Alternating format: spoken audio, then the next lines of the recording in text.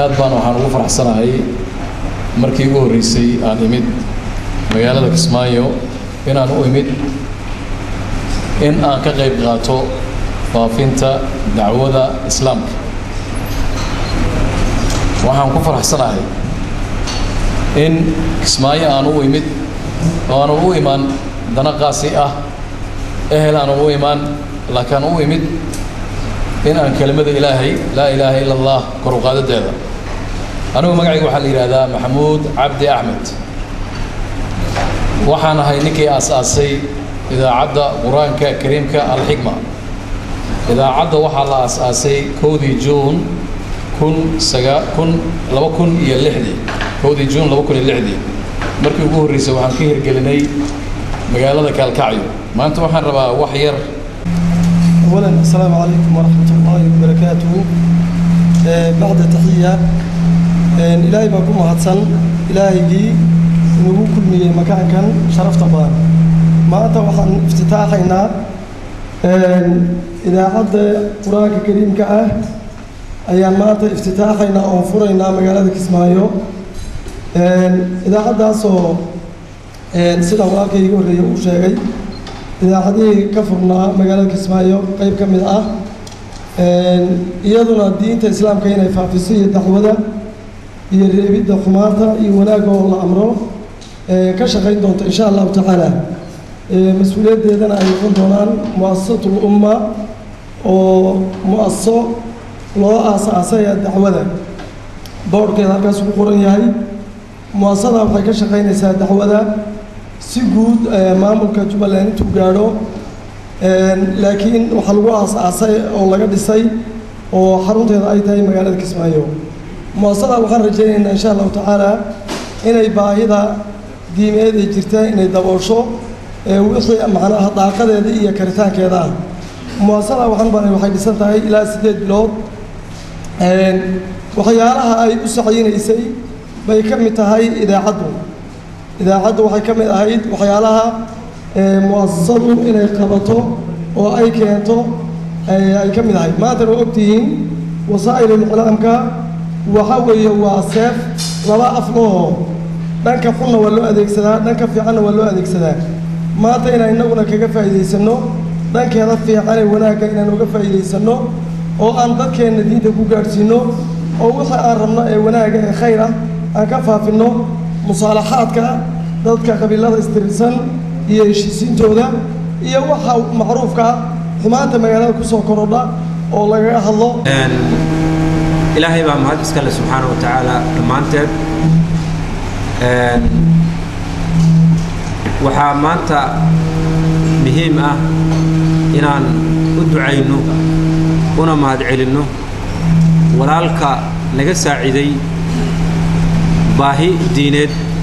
oo aad u culus oo magaalada ka jirtay baahidaas oo ahayd in la helo iclaam dadka u gudbiya waxyaalaha ay ka hadlayso shariicada islaamka runtii waa jirtaa ama way dhacdaa marar badan in idaacado la furo ama la keeno laakiin waxaa dhacda idaacadahaasi inaynan ka haqabtirin ama aynan u go'inin faafinta iyo baahinta diinta islaamka aad iyo aad baan ugu faraxsannahay galabta in idaacad diinta ilaahay subxaanahu wa ta'ala lagu adeegayo oo aan siyaasad ka hadlaynin oo aan wax kale ka hadlaynin ee ilaahay subxaanahu wa ta'ala kalaamkiisa dadka loogu barayo looguna soo gudbinayo aad iyo aad baan ugu faraxsannahay waana soo dhawaynaynaa runtii baahi aad u culus oo jirtay weeye habeen ayay hawada ku jirtay lambarro waxaa jirtay si aan u ogaano meelaha ay gaadhsiisan tahay idaacaddu waxay gaaraysaa 140 kilomitir 140 kilomitir inay gaadhana waxay ku xiran tahay hadba waayarka dheer si ay u hesho anteena 80 mitir 100 mitir gaaraysa anteenada hadda inoogu xiran tahayna dabcan waxaan filayaa waa ilaa 60 mitir 50 mitir meelahaas ayaa waayarka uu noqday marka taleefanadaas aan hawada gelinay baan la soo xiriirayay waxaan rabaa intaa yartaa dadka waxyaalahayna weydiinayaan waxaa u badnaa idaacadda ma qur'aan iyo muxaadarada unbaa ka soconaya mise barnaamij tacliimi ah oo tafaasiirta aan ku baranayno axaadiista aan ku baranayno fiqiga aan ku baranayno siirada aan ku baranayno maxaan ku dhahaa caqiidada aan ku baranayno ayaa ka bixi doona iyo anshidooyin kala duwan idaacatul qur'aan alkariim waxay u caqiidan tahay waxa weeyaan qur'aanka haddii la yidhaahdo waxaa meesha waxa weeyaan diinta islaamka baahinteeda iyo barashadeeda wax idaacada ay xambaarsan tahay idaacaddu waxay noqon doontaa hadduu ilaahay yidhaahdo mid duruus lagaga taxmo oo laga barto oo si musalsala u socda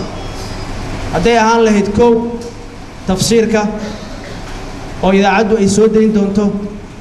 si yowmi ana maalin kaste hadba inta loo garto socon doona waxaa sidoo kale idaacadda waxyaalaha laga baran doono noqon doona axaadiida nebiga salawaatullaahi wasalaamu calayh oo si musalsal ah ay ummaddeenna uga faa'iidaysan doonto fiqiga caqiidada siirada wixii culuum ah oo in la barto ay tahay waxaa sidoo kale idaacadda waxa weeyaan ka bixi doona waxyaalaha barnaamijta idiin soo wadaa dadku waxay aad noo weydiinayaan barnaamijyo ma jiraan waxaa ka mid ah barashada afka carabiga oo dowladdiiba xilliga ay jirtay aad ogsoon tihiin inay jirtay ka bara af carabiga raadiyowga idaacaddu waa ay yeelan doontaa hadduu ilaah yidhaahdo insha allah idaacadda qur'aankii lafdigiisa in laga barto barnaamijya ayay yeelan doontaa hadduu alla yidhaahdo tafsiirka marka laga yimaado